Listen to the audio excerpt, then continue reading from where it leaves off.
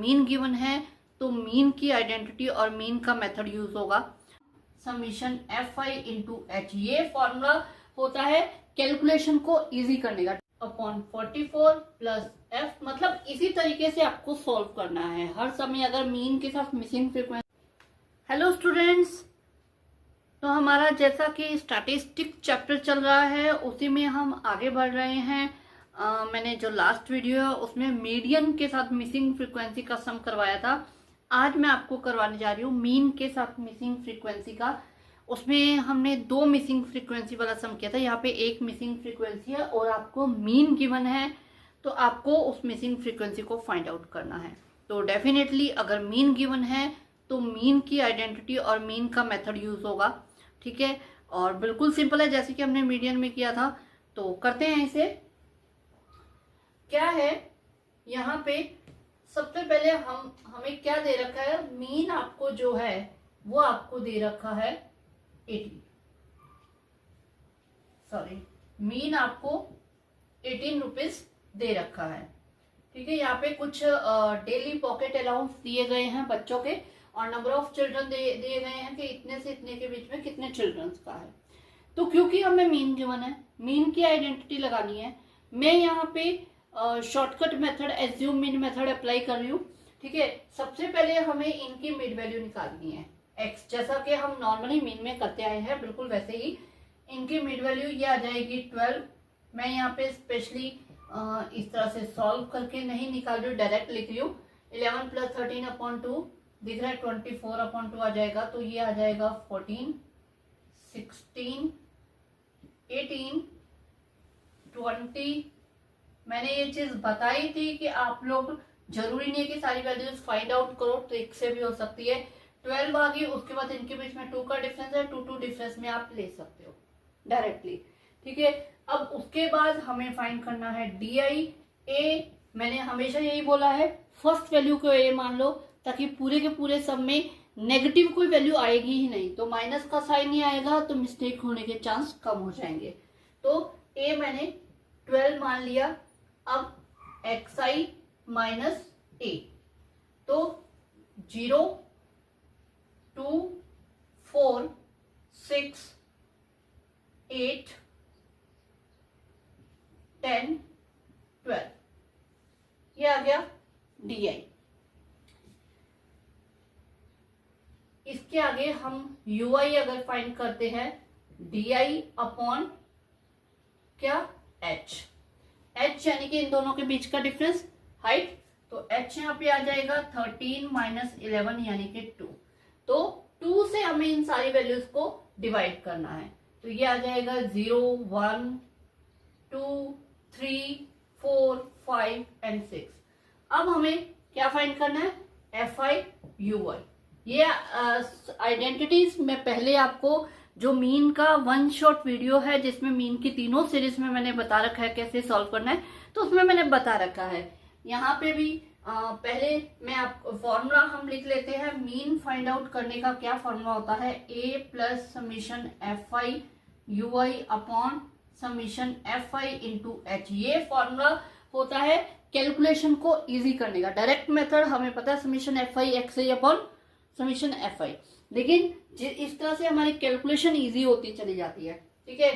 तो अब हमें एफ आई यू आई यानी कि ये यू आई है और ये आपकी फ्रीक्वेंसी है, इन दोनों को मल्टीप्लाई करना है। ये आ जाएगा 0, 6, 9 2 18, 13 3 39, 4 एफ।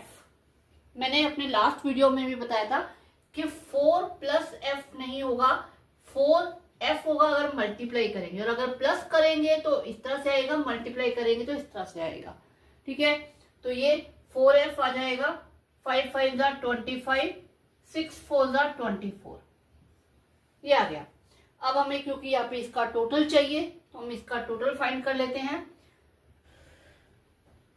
तो ये आ जाएगा 6 प्लस 18 प्लस 39 25 40, ये 49 प्लस 39 88 प्लस 18, ये आ जाएगा 112। और ये जो 4f है ये लाइक टर्म नहीं है इसलिए ये अलग से प्लस में आएगा, ओके। सेम इधर भी 6 plus 7 13 plus 9 22 plus 13 plus 5 plus 4 ये आ जाएगा 44 प्लस एफ प्लस में आ जाएगा। अब हमारे पास जो वैल्यूज हैं इन सब वैल्यूज को हमें पुटअप करना है इस आइडेंटिटी में और उसे सॉल्व करना है। ठीक है, तो यहाँ पे आ जाएगा आपका ए हमने 12 लिया है प्लस एफ आई यू आई ये आ जाएगा 112 प्लस 4f अपॉन ये आ जाएगा 44 प्लस f। ठीक है, मल्टीप्लाई एच यानी कि 2 इक्वल टू, क्योंकि हमें यहाँ पे मीन गिवन है 18 तो वो हम इक्वल टू में ले लेंगे। ओके, अब हम क्या करते हैं, सबसे पहले इस 12 को ले जाके उधर सब्ट्रैक्ट कर देते हैं। तो हमारे पास आ जाएगा 4f upon 44 plus f into 2 is equal to 18 minus 12, ये आ जाएगा आपके पास 6। अब क्योंकि ये 2 मल्टीप्लाई में ये चला जाएगा डिवाइड में, तो हमारे नेक्स्ट स्टेप में क्या आ जाएगा 4f अपॉन 44 प्लस f। मतलब इसी तरीके से आपको सॉल्व करना है हर समय। अगर मीन के साथ मिसिंग फ्रीक्वेंसी तो यही मेथड आपको अप्लाई करना है कि पहले यहाँ ले जाके सब्ट्रैक्ट कर दो, फिर जो मल्टीप्लाई में पड़ा उसे डिवाइड कर दो। इसी तरह आपका बिल्कुल इजी बन जाएगा। ये आ गया 3, तो यहाँ पे 3 आने का मतलब 3/1 हो गया। तो हम क्या कर देते हैं यहाँ पे अब क्रॉस मल्टीप्लाई, इसे सॉल्व करने के लिए क्रॉस मल्टीप्लाई 1 से मल्टीप्लाई होगा तो ये आ जाएगा सेम, 3 से मल्टीप्लाई होके 44 3 ये आ जाएगा 120 132 प्लस 3f। अब वही f वाली टर्म एक साइड में कर लेंगे, सिंपल एक साइड में 4f माइनस 3f। ठीक है, 132 माइनस 112, तो ये आपका आ जाएगा ओनली f और ये आ जाएगा 20। तो f की वैल्यू हमारे पास क्या आ जाएगी 20। Clear, very simple. सिंपल जो आपने मीन किया है, मीन के जो भी मेथड किए हैं बस वही अप्लाई किया है। यहाँ पे थोड़ी कैलकुलेशन बड़ी हो रही थी इसलिए मैंने यूआई तक ले गई। आप डायरेक्ट मेथड भी अप्लाई कर सकते हो, कोई इशू नहीं है। बस उसमें वही है कि कैलकुलेशन बड़ी होगी तो मिस्टेक होने के चांसेस बढ़ जाते हैं। ठीक है, तो आप जो चाहे मेथड आप अप्लाई कर सकते हो। ओके, ये था मिसिंग फ्रीक्वेंसी इन मीन। जो मेरा नेक्स्ट वीडियो आएगा इसमें कुछ ऐसी चीजें आएंगी, एक तो रिलेशनशिप आएगी मीन मीडियन मोड की रिलेशनशिप के ऊपर, कुछ सम जो आपके एनसीईआरटी में नहीं है, एक्स्ट्रा सम लेने पड़ेंगे। उसके अलावा जैसे आपको जो ग्रुप्ड डाटा है ये less than 30, less than 15, less than more than 11, more than 13 इस तरह से दिया हुआ है उसको ठीक करना।